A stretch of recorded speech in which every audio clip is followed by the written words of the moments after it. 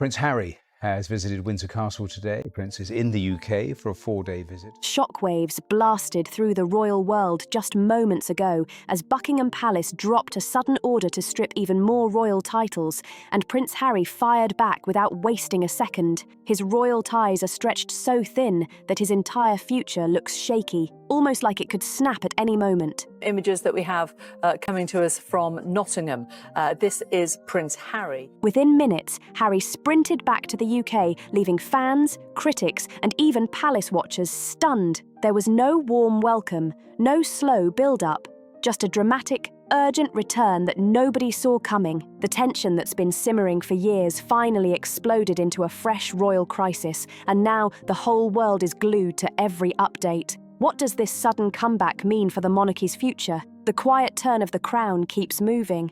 But for Harry, that ticking clock is starting to sound like a countdown, and it's definitely not in his favour. Far from the dreamy reunions people once imagined, the atmosphere around the monarchy has turned icy, sharp, calculated, and way more ruthless than anything Harry expected. While King Charles handles his illness with steady determination, a new powerhouse has stepped in behind the scenes, one Harry and Meghan never truly prepared for. Behind palace walls, a silent transformation has been taking shape, what insiders now call the quiet succession. It didn't launch with trumpets or ceremonies. It crept in through small shifts, closed-door meetings, changed seating charts, new briefings, and suddenly, William was the one chairing diplomatic sessions in late 2024. Courtiers started looking to him first, and that alone told everyone the game had completely changed.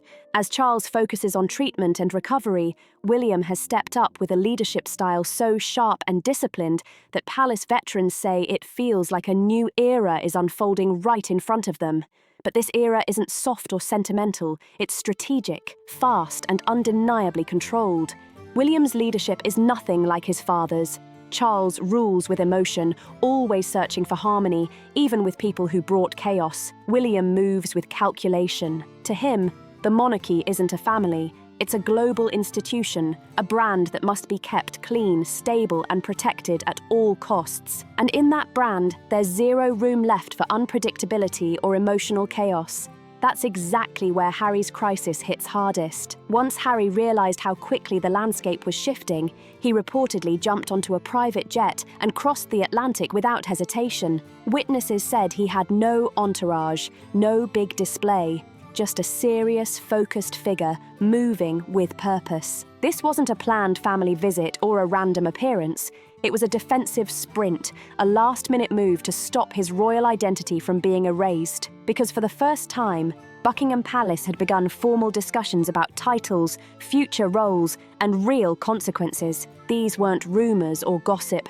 They were structured meetings with timelines and written proposals. Senior staff started digging through legal precedents, and advisors revisited decisions from 2020. The entire tone inside the palace changed overnight. The patience of earlier years had completely run out. Courtiers who once defended Harry fell silent, and the few who still felt sympathy admitted privately that the Duke and Duchess of Sussex were standing on the palace's last nerve. Their interviews, documentaries, and explosive public statements had built a storm too big to dodge, and William had zero plans to let that storm stain the monarchy. Not in 2025, not ever. Insiders described the atmosphere in Kensington Palace as controlled, steady, and laser-focused. William wasn't acting out of anger. He was acting out of responsibility. Every move he makes now is aimed at securing the monarchy for decades, and he sees clarity, not conflict, as the only path forward. And that clarity points straight at Harry and Meghan. For years, Charles's devotion to both his sons gave Harry a safety net. Even when public opinion dipped, even when controversies erupted, even when memoirs hit the shelves worldwide, Charles never let go of the possibility of reconciliation. But illness changes priorities, power shifts change everything, and William's influence now stretches into every corner of palace operations. One advisor put it bluntly, "William is cleaning house." Another added even more sharply, "There is no space for wayward royals in his future vision." Those words are exactly what Harry fears the most: that the royal life he's held since birth is on the verge of snapping completely. Titles that shaped who he was could disappear.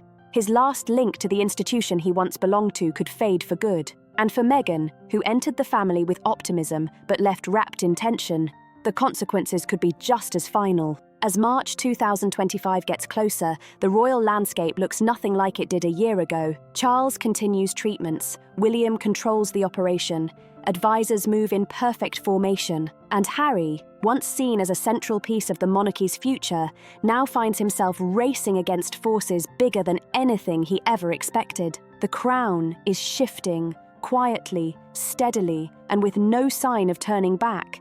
The man once known as the beloved spare is running out of time to decide where he truly stands. Could Harry's urgent decision reveal something deeper than just loyalty? What unseen moves were already set in motion long before he rushed back to London? What currents were shaping his fate while the world thought everything was calm? Long before the headlines exploded about Harry's sudden return, something colder and far more calculated had already been unfolding inside the palace. The silence around him wasn't accidental, it was strategic, it was royal. Even before stepping onto that flight back to the UK, Harry made one last attempt at peace. He reached out privately to his father and brother, hoping for one honest conversation without cameras, without protocols, without statements, just a real moment between them. A simple message, a simple request.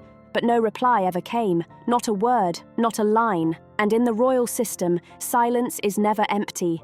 It's a message, a reminder of power, a reminder of who sits inside the protected circle and who doesn't. That silence wasn't sudden, it was months in the making. Long before February 2024, whispers circled about a major shift inside the monarchy. William's advisors, loyal, polished and disciplined, had been shaping a new vision behind closed doors. They called it royal modernization, but behind that polite phrase was a much sharper mission.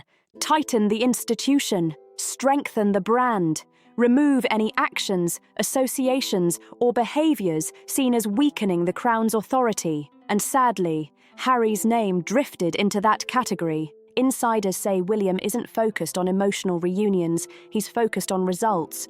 Clear, predictable, controlled outcomes. His leadership has grown sharper, more assertive, and far less tolerant of anything he sees as unnecessary drama around the monarchy. Every choice he makes now is intentional, crafted to protect the crown from chaos. And by the time Harry set foot on British soil again, those decisions were already sealed, locked, and waiting. He was returning to a fortress, not a family home, a place where lines had been drawn and where he no longer found the allies he once had. Even palace aides who once welcomed him with warmth now viewed him through the lens of consequence. One staffer speaking anonymously earlier this year put it bluntly, he made his choice, and the institution made theirs. That sentiment hung in the air as Harry travelled through London, a city that once held his happiest childhood memories, but now greeted him with a layer of distance. The palace gates would open for him.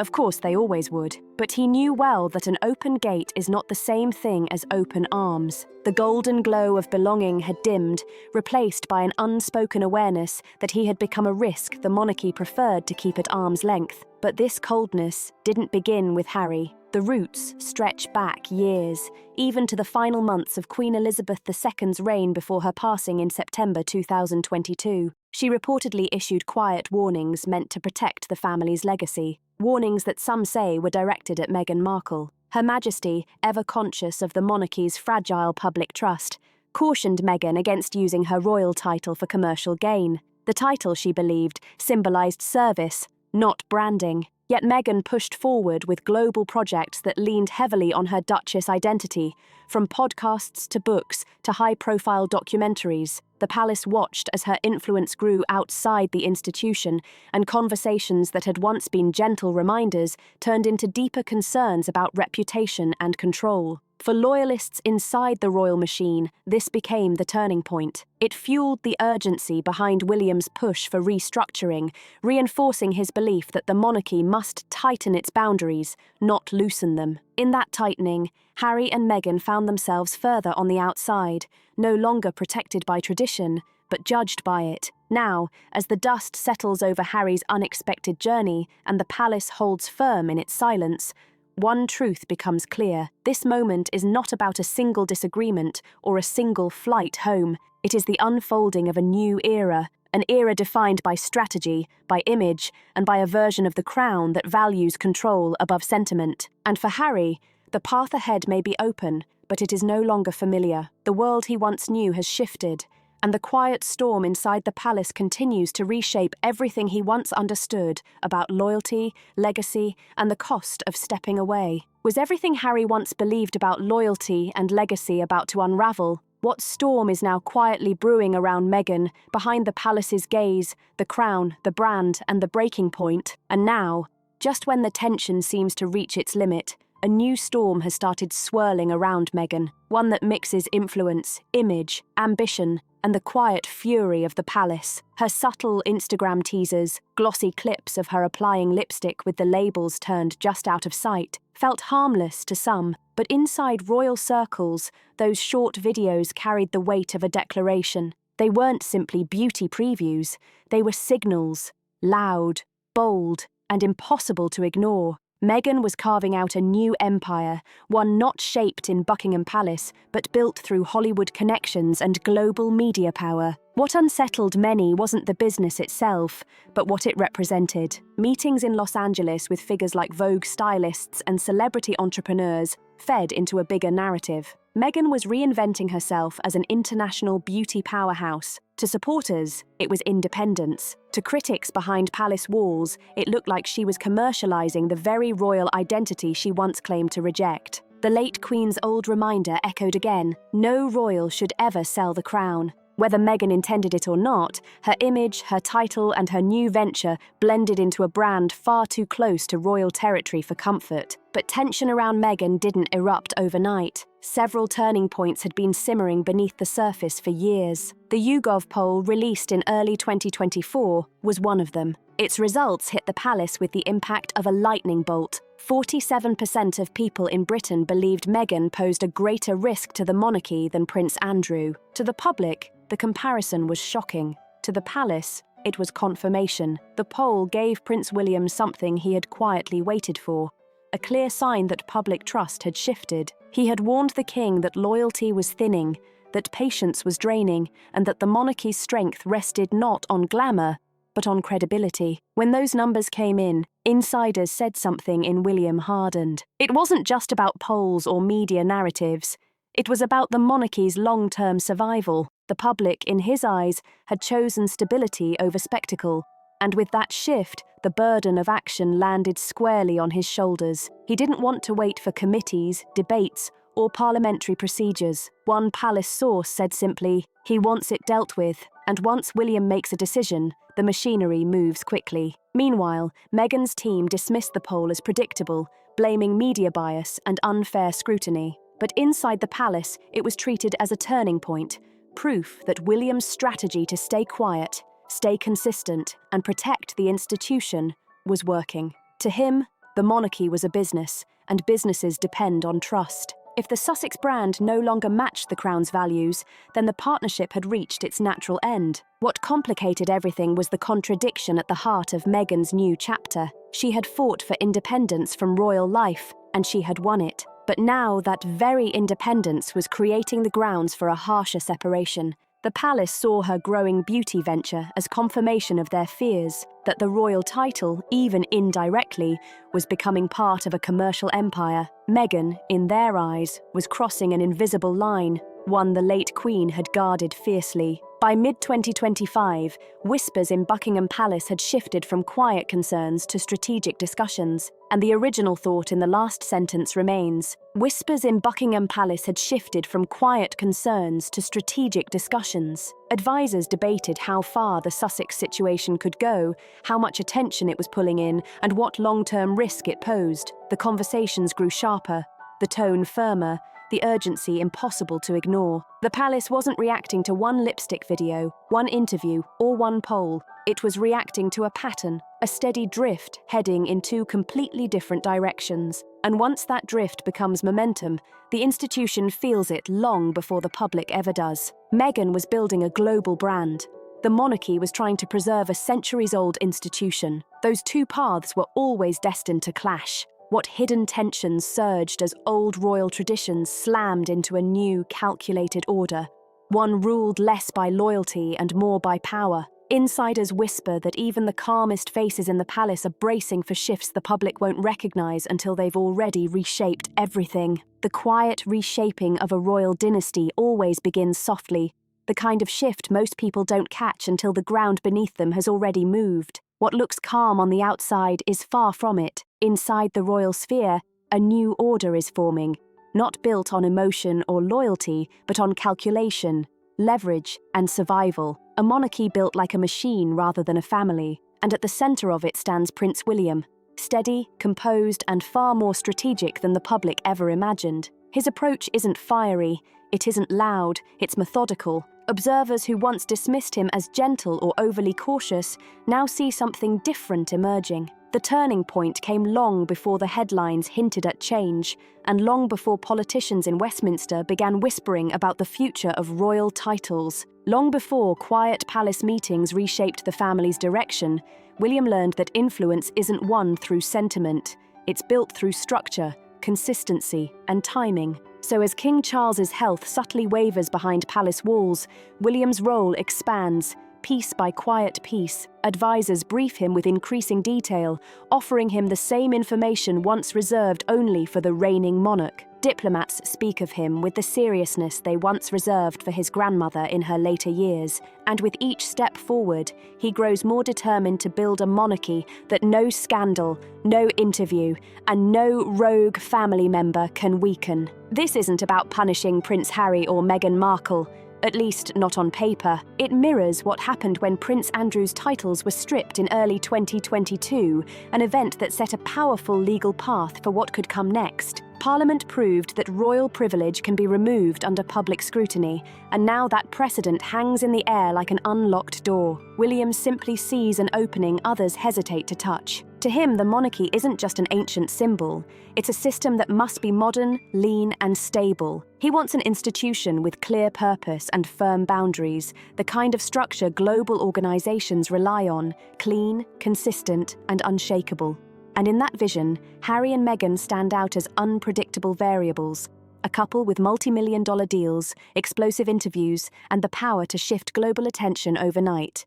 Yet the brilliance of William's blueprint lies in presentation. It will never look personal. It will look procedural, responsible, a tidy, modern update, a system refining itself the same way any powerful institution does. And those who understand royal language know exactly what that means. This isn't two brothers drifting apart. This is a structural evolution disguised as routine policy. But while William tightens the framework of the future, Meghan continues building her own story across the Atlantic. Her world is crafted through image, curated photos, headline-ready phrases, and a steady belief in reinvention. Even when projects slow or deals quietly fade, she repackages the narrative into something polished and rising. Awards appear, achievements are highlighted, and each message to the public feels sculpted to signal forward motion. Insiders who've watched her reset and rebuild over and over call it a kind of magic, the ability to shift perception even when the ground feels shaky. It doesn't matter if the audience was small or reviews were mixed. What matters is the story she builds around it. Two visions, William's structured monarchy and Meghan's media-driven reinvention, now exist on opposite continents but shape each other's fate. Harry stands in the tension between them, without the guiding presence of the late Queen or the comfort he once found in his mother's memory. The landscape has changed, the players have changed, and the rules have been rewritten. What emerges is a family defined not just by tradition, but by strategy, image, and the quiet power of those who understand the game better than anyone else. Was Meghan's dazzling image masking a deeper rift? Could those who know the rules best be slowly turning against her behind the scenes? A story of image, power, and regret begins to unfold. Whispers echo through the halls, and from former collaborators, painting a stark picture. The project was dazzling, flashy, but hollow. Even within her own circle, murmurs swirl that Meghan's intense focus on image has pushed people away. Every curated appearance, every headline designed to enchant, now becomes ammunition against her. To palace strategists, her persona doesn't read as misunderstood. It reads as calculated, polished, and self-serving. For an institution built on discretion and quiet duty, Meghan's glossy, defiant brand feels like a challenge, almost an elegant rebellion wrapped in stilettos. Her world shines, but it's fragile. And when public fascination shifts, the fallout won't be gentle. Her empire thrived on perception, but perception is the quickest thing to fade. Every photo, every viral clip, every meticulously framed storyline becomes part of a ledger forming quietly against her in the palace's view. She isn't rewriting the story. She's reading from a script that may soon be rewritten for her. Headlines that once celebrated her charm now surface as evidence of illusion. She's mastered storytelling, yes, but this time, the pen sits in the hands of those who value tradition, structure, and restraint far above spectacle. Harry, once the untouchable rebel prince, now drifts in the aftermath. The fiery defiance that once made him a global icon has softened into something heavier, quieter. California, with its endless sunshine and freedom, has become less a paradise and more a stage for an unraveling. Sources close to him describe a man suspended between worlds, haunted by the very rebellion that once defined him. Stripped of royal titles, he moves like someone searching for a version of himself he can no longer find. Not the soldier prince, not the Hollywood star, just Harry Windsor, adrift. Restless, surrounded by noise yet weighed down by loneliness. The freedom he once bragged about now feels like a gilded cage with the door open but nowhere solid to step. Once celebrated for defying tradition, he now contends with regret. Every bold decision now echoes with loss. And in the quiet moments, the part the cameras will never show, the isolation hangs heavy. Even attempts at reconnection are met with raised eyebrows. "He said sorry before," a palace insider scoffs. A reminder that apologies alone cannot undo years of strain. In this unfolding saga, the palace is not a backdrop. It's an architect, one writing the narrative with precision and patience. Every headline, every trending post, every whisper from insiders becomes a strategic brick in the structure they are building. For Meghan and Harry, the struggle is no longer just personal, it's symbolic. A battle between image and institution, between perception and legacy. Their rebellion, once magnetic, is now measured, scrutinized, and countered. Yet the story is far from over. Meghan's allure, her ability to command attention, continues to draw eyes across continents. And Harry's quieter efforts at peace show a man trying to thread two worlds together, rebuilding bridges burned by ambition, misunderstanding, and timing. Still, the tension stays sharp, a clash between tradition and spectacle, power and identity. The palace writes its ending not with anger, but with controlled restraint, waiting for the moment when illusion meets reality. When that shine finally fades, the question becomes, what remains of the Sussex Empire? Then it hit again, another documentary. Another wave of whispers reminding the world their story was far from finished. Across oceans and headlines, Meghan's empire was faltering. Projects once hyped as culture shifting were struggling to gain traction. Deals that once looked unstoppable were suddenly hitting walls. Even her social presence, once effortlessly magnetic, felt brittle under heavier scrutiny. For a couple once shielded by centuries of royal protection, the fragility of their new life was impossible to ignore. Harry, raised inside fortress-like tradition and privilege, felt the absence of that shield more intensely than he ever expected. Those who know him best describe a man caught in an impossible tension, love pulling him one way, legacy tugging the other. He wants to protect Meghan from the storm, yet deep down, he knows some of the storm traces back to choices he made. Every tabloid headline, every viral clip, every quiet conversation in palace corridors reminds him that stepping away from the crown carries consequences that don't fade. Picture it. No Duke and Duchess of Sussex, no Prince Archie, no Princess Lilibet, just Harry and Meghan Windsor navigating fame without the shield of centuries-old protection. Those titles weren't just symbols. They were access, influence, and pathways to opportunities most people will never touch. Remove them, and the Sussex world begins to shift. Deals tremble, alliances falter.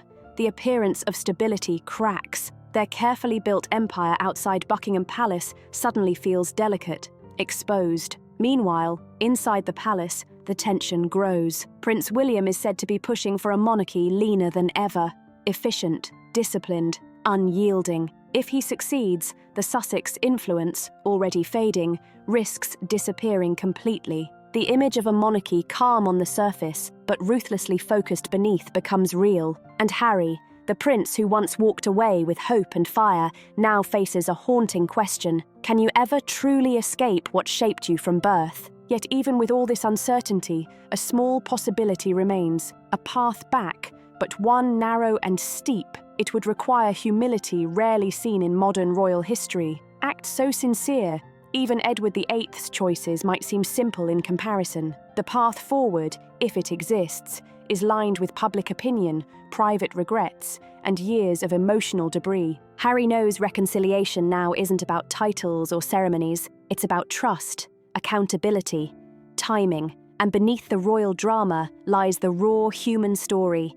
A man and woman once sheltered by tradition, now navigating a world that demands constant perfection while offering none in return. Every choice is magnified, every misstep dissected. As Meghan's ambitions wobble and Harry confronts the limits of his freedom, the truth becomes clear. Even royal blood can't shield you from reality. Whether the Sussexes rebuild, redefine, or retreat, the fallout is coming. What began as a modern fairy tale has evolved into a high-stakes struggle.